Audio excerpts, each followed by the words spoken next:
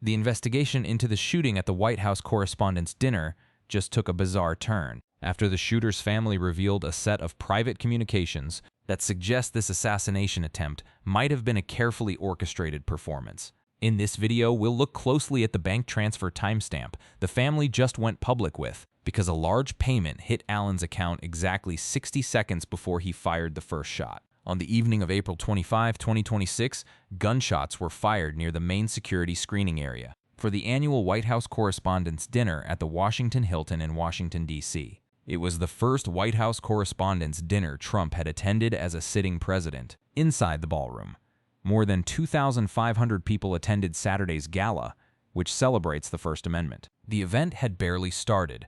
Dinner was being served. At approximately 8:36 p.m. EDT, the suspect was confronted by security near the main metal detector screening area of the Washington Hilton. What happened next unfolded in seconds. He ran past the security checkpoint, fired at least one shot, was chased, and subsequently apprehended. A total of at least 5 to 8 gunshots were fired during the incident. 2 law enforcement sources told CBS News a Secret Service officer was struck by at least one round, believed to have been fired by the shooter, but the agent was protected by a bulletproof vest and is expected to be okay. Inside the ballroom, the scene was pandemonium. The Secret Service and other authorities swarmed the room as guests ducked under tables by the hundreds. Gasps echoed through the ballroom as guests realized something was happening. Hundreds of journalists immediately got on phones to call in information. From one corner, a God Bless America chant began as the president was escorted off stage. President Donald Trump, Vice President J.D. Vance, First Lady Melania Trump, and other top officials were evacuated from the head table in the ballroom. Health and Human Services Secretary Robert F. Kennedy Jr. was taken out of the ballroom by security agents. Outside the hotel, members of the National Guard and other authorities flooded the area as helicopters circled overhead. CNN anchor Wolf Blitzer, who was outside the main ballroom at the time, reported being only a few feet away from the gunman when the shots were fired. Dana White, the UFC CEO who was seated near the president's table, described the chaos that unfolded around him. He recalled, "Tables getting flipped over, guys running in with guns, and they were screaming, 'Get down.'" Trump later said a man charged a security checkpoint armed with multiple weapons, praising Secret Service and law enforcement for acting very quickly to stop the suspect. Trump confirmed the shooter was taken down and said one officer was shot at close range. But saved by a bulletproof vest, the suspect was tackled, stripped of his shirt by officers searching for weapons and wounds, and photographed lying face down on the hotel floor with his hands bound behind his back. President Trump posted a photo to social media showing the shirtless suspect on the floor of the hotel, with his arms tied behind his back after being detained. Within hours, a name surfaced. The suspect is in custody and has been identified as Cole Thomas Allen, 31, from Torrance, California. A federal official familiar with the case told NBC News. And what investigators found once they started pulling on that thread changed everything about what this story was. Reagan was shot in March 1981 outside of the same hotel as he left an event for the AFL-CIO. History was repeating itself at the Washington Hilton in a way that nobody saw coming. So who is Cole Thomas Allen? On the surface, his life story reads like someone who did everything right. In September 2013, he enrolled in the highly competitive California Institute of Technology, known as Caltech, to pursue a BS in mechanical engineering, graduating in 2017. Caltech, one of the most prestigious research universities in the world. Not exactly the profile of someone who ends up face down on a hotel floor in handcuffs. While at Caltech, Allen did things that most engineering students only dream about. He was a member of the winning group of the 31st Annual Mechanical Engineering 72 Design Competition, which involved building robots that could play soccer. In the 2016 competition, his 5-person group Blitzkrieg Bots competed against 4 other teams. For the Tri-Droid Cup, according to his LinkedIn profile, Allen listed memberships in the school's Christian Fellowship and Nerf Club. And then there was NASA. Matthew Siegel, a spokesman for NASA's Jet Propulsion Laboratory, confirmed that Allen worked at the high-security facility in 2014. When he was an undergraduate student at Caltech, he said he contributed to astrophysics research. That summer, his profile says, he created First Law, a physics-based role-playing shooter game based on realistic two-dimensional space combat. After graduating, Allen's trajectory shifted noticeably. He worked for a year as a mechanical engineer before becoming an independent video game developer, and later also a part-time teacher at C2 Education, a company dedicated to helping high schoolers get into college. His LinkedIn profile indicates he obtained his Master's of Science degree in computer science from California State University, Dominguez Hills, in May 2025. His professor at Cal State Dominguez Hills remembered someone who was anything but alarming. Bin Tang, a professor in the university's computer science department, confirmed that Allen took some of his classes and remembered him as being a very good student who paid attention and went to office hours. Soft-spoken, very polite, a good fellow, he said. I am very shocked to see the news. After graduating, he found work as a part-time teacher at C2 Education, a test prep and tutoring company. C2 named Allen the company's Teacher of the Month in December 2024. One of his students, a 17-year-old named Jason, spoke to NPR about him. He said that in the few sessions he had with him, he was a good teacher and called him a smart guy. You wouldn't expect him to be plotting some crazy evil plan to kill the president.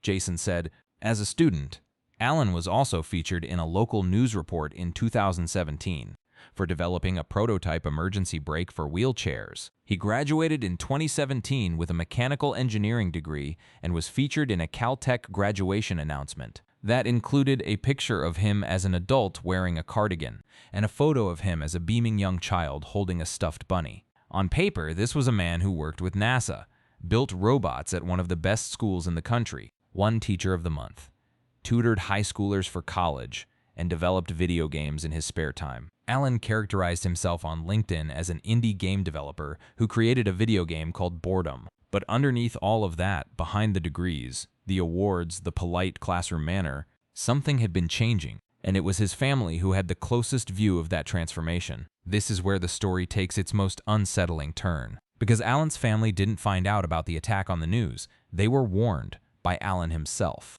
Allen sent family members a note about 10 minutes before the Saturday attack. The White House is calling it a manifesto. The writings totaled more than 1,000 words and read as a rambling, deeply personal message. The note began, "Let me start off by apologizing to everyone whose trust I abused." The note said he intended to target administration officials and expressed his political anger, while noting, "I don't expect forgiveness." In the manifesto, Allen laid out what he described as his rules for the attack with chilling precision. He wrote, "Administration officials, not including Mr. Patel, they are targets, prioritized from highest ranking to lowest." He appeared to be referring to FBI Director Kash Patel. He wrote that law enforcement, hotel employees, and guests weren't his intended targets, but that he would still attack them to get to the administration. Allen wrote, "In order to minimize casualties, I will also be using buckshot rather than slugs. Less penetration through walls." He even acknowledged security would be present. He said that he wouldn't target Secret Service, Capitol Police, or National Guard troops unless necessary. "I hope they are wearing body armor," he wrote. The manifesto also contained deeply personal passages where Allen appeared to argue with himself, or more precisely, with the objections he imagined his readers would have. Allen's writing addressed a series of objections that his readers might have had, with rebuttals for each. One hypothetical objection he raised as a half-black, half-white person: "You shouldn't be the one doing this." His rebuttal: "I don't see anyone else picking up the slack." He also sent family members a written statement calling himself the friendly federal assassin and expressing anti-Trump sentiments. He added, "I experience rage thinking about everything this administration has done." And then there was the family's reaction. Allen's brother contacted police in New London, Connecticut after receiving the writings. The New London Police Department said it was contacted at 10:49 p.m., about 2 hours after the shooting. The police department said it then immediately notified federal law enforcement 2 hours after the shooting. By the time his brother got the message and called police, the shots had already been fired. Allen was already face down on the hotel floor, and the president was already back at the White House giving a press conference. But the brother wasn't the only family member who talked. Federal agents also interviewed Allen's sister in Maryland, who told investigators her brother had legally purchased several weapons from a California gun store and stored them at their parents' home in Torrance. She added that their parents were unaware that Allen was keeping the firearms in the home. Allen's sister told the Secret Service and Montgomery County Police after the shooting. that her brother had a tendency to make radical statements, and he had referred to a plan to do something to fix the issues with today's world. That word, something, keeps appearing in every account the sister gave. She didn't say he specifically talked about shooting anybody. She didn't say he named a target. She said he talked about doing something, and that vagueness is what makes it so disturbing, because it suggests the people closest to him sensed the escalation, but the specifics remained hidden until the very last minute. Alan's sister confirmed he purchased 2 handguns and a shotgun from Cap Tactical Firearms and kept them stored at their parents' home. She added that their parents were unaware. Alan regularly went to a shooting range to train with his firearms and was a part of a group called the Wide Awakes. His sister said he attended a No Kings anti-Trump protest in California at some point. Trump himself addressed the family angle in a Fox News interview on Sunday. When asked for how long the suspected shooter may have been planning the attack, Trump said the suspected shooter had a lot of hatred in his heart for quite a while and described him as strongly anti-Christian. He added that family knew that he had difficulty, and his family seemed to be, I think they spent a lot of time with his family. His family said he had big difficulty. Trump then said, maybe they should have reported him a little bit more strongly. Probably, but it's a hard thing to do, I guess. A neighbor near the family's Torrance home told KTLA a different story. According to one nearby resident, Paul Thompson, Alan's parents are respected in the community. He said that he never spoke to the alleged shooter. The picture that forms from the family's disclosures is of a young man who was slowly becoming radicalized, buying weapons, attending protests, joining activist groups, making radical statements, while his parents lived in the same house as his hidden firearms, unaware of what was building. Now that we know who Cole Allen was and what his family has told investigators, the question becomes, how did a Caltech-educated game developer and part-time teacher from Torrance, California end up at a security checkpoint at the Washington Hilton? With a shotgun and a pistol, the man is believed to have traveled by train from California to Chicago and then on to Washington. That journey by rail, not air, is itself a detail that investigators are looking into. Air travel would have required passing through TSA screening with firearms and identification checks. Train travel offered a different path entirely. Allen was a guest at the Washington Hilton, where the dinner was held, and officials said he checked in on Friday. Law enforcement sources told CBS News he checked in on Friday, the day before the event. That means Allen was inside the hotel for over 24 hours before he made his move. He slept there. He observed the security setup, and the suspected shooter also noted that the security at the event and the Washington Hilton was lighter than he expected, a caveat that many elected officials and attendees have also noted.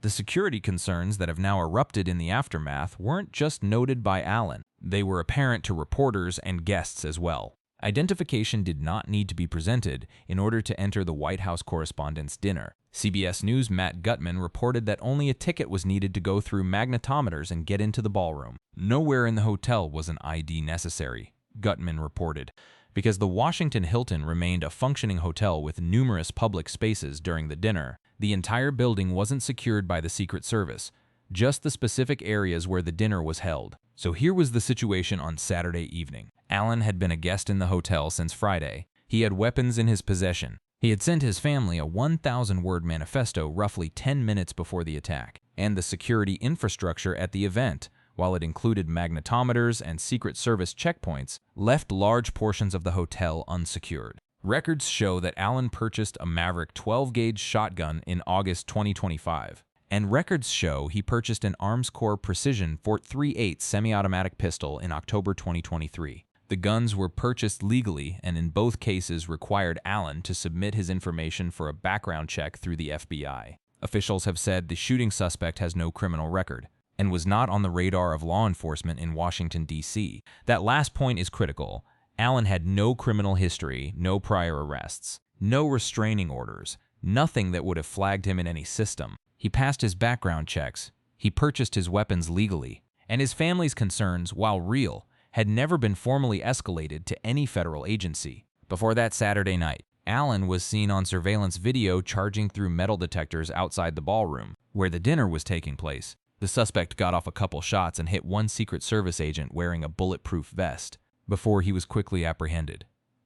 Acting Attorney General Todd Blanche told CNN, "The Secret Service has maintained that their layered security protocol worked exactly as it was supposed to." Secret Service Deputy Director Matthew Quinn posted a statement saying, "Tonight, a coward attempted to create a national tragedy. He underestimated the protective capabilities of the U.S. Secret Service and was stopped at first contact." Quinn said the strength of our layered security posture was evident, but the political fallout has been immediate. President Donald Trump called for legal challenges to the proposed White House ballroom to be immediately dropped, arguing the shooting at the White House Correspondents' Dinner highlights long-standing security concerns with hosting large, high-profile events outside White House grounds.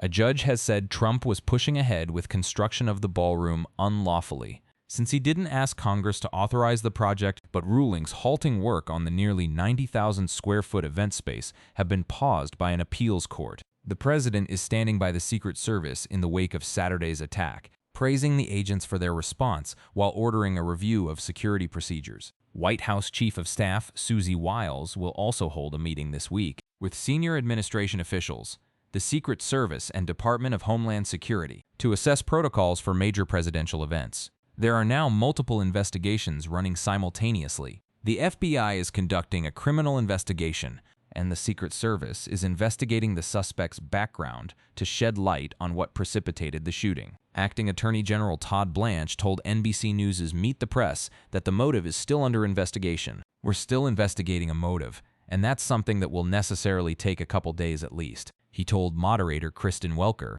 "We believe he was targeting administration officials in this attempted attack, but that's again quite preliminary." In another interview, Blanche said it does appear that he did in fact set out to target folks who work in the administration, likely including the president. A Bluesky account believed to belong to Allen and verified by NBC News included recent posts or reposts that were critical of Trump and his administration's policies, as well as of the U.S. war with Iran and Russia's war with Ukraine. Authorities found anti-Trump and anti-Christian rhetoric on the suspect's social media accounts. His political involvement also left a financial trail. Allen donated $25 to Kamala Harris's presidential campaign in October 2024, according to Federal Election Commission records. Small in dollar terms, but significant to investigators tracing his political trajectory. Allen became involved in political activism in recent years, his sister told authorities, including by joining the Wide Awakes, a leftist group whose name is a callback to the anti-slavery protesters in the 1860s who worked to get Abraham Lincoln elected president. That group, along with the No Kings protest his sister mentioned, paints a picture of someone who was becoming increasingly embedded in organized political opposition. Allen is now facing federal charges. He will be arraigned in federal court on Monday. He is being charged with using a firearm during a crime of violence and with assault of a federal officer using a dangerous weapon. U.S. Attorney Jeanine Pirro added that many more charges were expected to be filed. The acting attorney general said the suspect, Cole Allen, is not actively cooperating with authorities. Trump's response to the event evolved over the course of the night and into Sunday. In his first remarks, he was measured. He described the White House Correspondents' Association dinner as an evening of unity between the press and both sides of the political aisle. Trump was unusually conciliatory after what he saw as a third attempt on his life in less than 2 years. He suggested that his personal politics had made him a repeated target, but he also called for unity and bipartisan healing in an increasingly violent world. But by Sunday, his tone shifted. In a 60 Minutes interview, Trump became combative when journalist Norah O'Donnell read from Allen's writings. Trump became defensive when O'Donnell read an excerpt of the suspect's reported writings, which didn't mention Trump by name. He said that O'Donnell should be ashamed of herself. "You shouldn't be reading that on 60 Minutes. You're a disgrace," he said. He accused members of the press of being almost one and the same with the Democratic Party. When asked whether the shooting would change his relationship with the media, the question now hanging over all of this is a profoundly uncomfortable one. And it's the same question that surfaces after every attack like this. The family saw changes.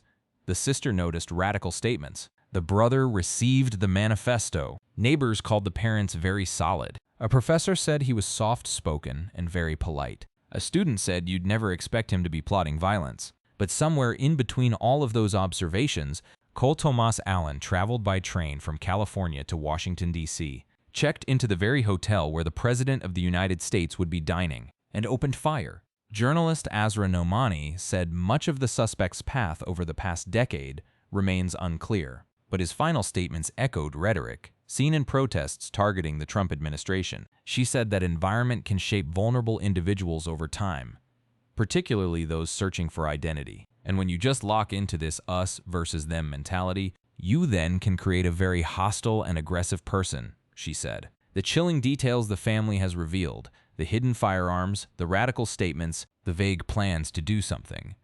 The manifesto sent minutes before the shooting. The brother calling police 2 hours too late. Don't answer the question of whether this could have been prevented. They raise it, and that's what makes this story so difficult to sit with. Because the people closest to Cole Allen watched something change in him. Allen is set to be arraigned Monday in federal court in Washington, D.C. The investigation is ongoing.